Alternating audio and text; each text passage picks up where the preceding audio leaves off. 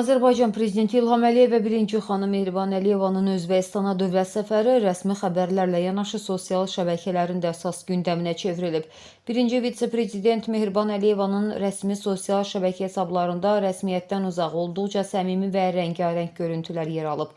Paylaşımda liderlərin Daşkənddən qədim Buxara şəhərinə getməsi bədii bir dildə təqdim olunub.